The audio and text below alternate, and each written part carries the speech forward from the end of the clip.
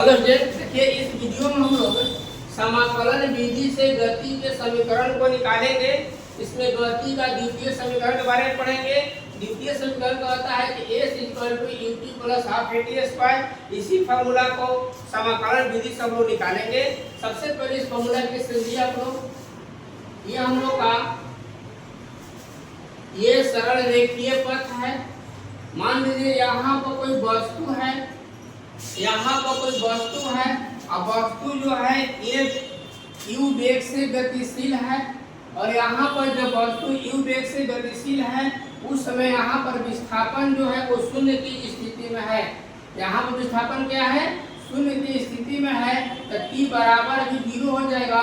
और एक त्वरण से चलते हुए वस्तु यहाँ पर आ जाता है, यहाँ का वेग v हो जाएगा और समय t हो जाएगा। वेग v हो जाएगा और समय t हो जाएगा। और t समय पे यहाँ पर चला गया और विस्थापन जो है विस्थापन s तय करेगा। विस्थापन हम लोग का यहाँ से यहाँ तक s विस्थापन तय करेगा।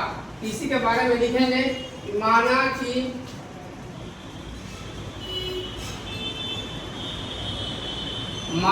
कि एक वस्तु अचर त्वरण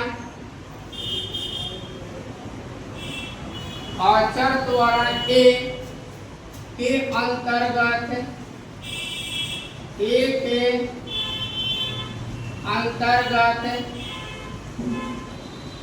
सरल रेखीय पथ पर गति कर रहा है। गति कर रही है। इसी क्षण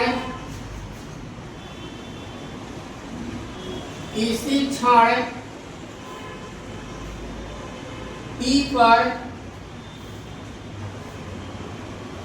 वस्तु का वेग भी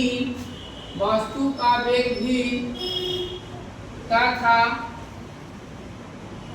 विस्थापन s हो जाता है। ठीक है।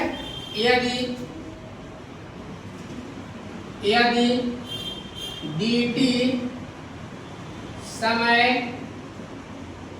अंतराल में वस्तु का विस्थापन ds हो तो फॉर्मूला लिखेंगे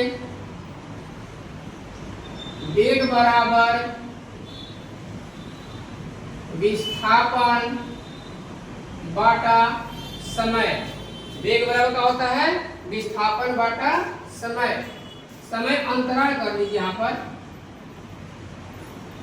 समय अंतराल। तो वेग को हम लोग भी मान लेते हैं, विस्थापन हम लोग का ds है और समय अंतराल हम लोग का dt है। इसके नीचे एक मान लेते हैं तो हो जाएगा हम लोग का ds = v dt। देखिए हम लोग को जो प्रूव करना है वो s बराबर ut + हाफ at² है, v नहीं है तो v के वैल्यू हम हटा देते हैं। तो हम लोग जानते हैं, जल्दी से ध्यान रखिएगा कि v बराबर u + at होता है, ध्यान रखिएगा। तो v के जगह पर v बराबर u + at यहाँ पर वैल्यू रख देते हैं। ये बात ध्यान रखिएगा, यानी कि ds बराबर हो जाएगा u + at इनटू ये dt हो गया। अगले देखिएगा ds इसमें से मल्टीप्लाई करेंगे तो हो जाएगा u dt, इसमें से मल्टीप्लाई करेंगे तो हो जाएगा a dt²। तो t मिल t² हो जाएगा। अब इसको समीकरण 1 मान लेंगे और इसी समीकरण को समाकलन करना है। तो देखिए कैसे समाकलन करते हैं। यहाँ पर थोड़ा सा लिखेंगे, यहाँ पर देखिएगा यदि वस्तु का प्रारंभिक विस्थापन प्रारंभिक विस्थापन 0 हो तथा t समय के बाद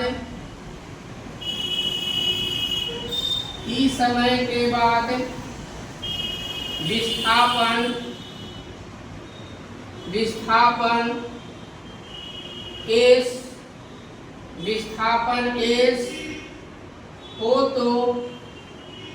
s हो तो समीकरण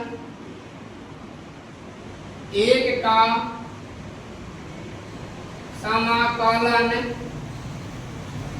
करने पर, यानी समीकरण 1 का समाकलन करेंगे तो समाकलन के लिए समीकरण 1 पहले उतारना है। समीकरण 1 क्या है देखिए, ds बराबर u dt plus a dt square. अब इसको समाकलन करेंगे तो समाकलन का चिन्ह हमारा ये हो गया, ये समाकलन का चिन्ह हो गया। पर वस्तु का प्रारंभिक विस्थापन क्या है, शून्य है, यानी कि शुरू का मान शून्य है और अंतिम विस्थापन क्या होता है, देखिए आप लिखे ना s, यानी कि s हो जाता है। और जब विस्थापन शून्य है तो समय भी शून्य है, यानी कि ये जो है dt से समय जब समय शून्य, यहाँ पर t हो जाएगा, यहाँ भी शून्य, यहाँ भी t हो जाएगा। ठीक है, अब बताया था कि जो अचर मान इसमें u है, इसमें अचर मान a है, तो दोनों कॉमन निकल जाएगा, यानी अगला स्टेप हो जाएगा हम लोग का समाकलन ds 0 और s हो जाएगा, और इसमें से u कॉमन निकल गया तो समाकलन 0t, इसमें हो जाएगा dt, और प्लस इसमें से a कॉमन निकल जाएगा तो समाकलन dt स्क्वायर हो जाएगा, यहाँ 0 और t हो जाएगा।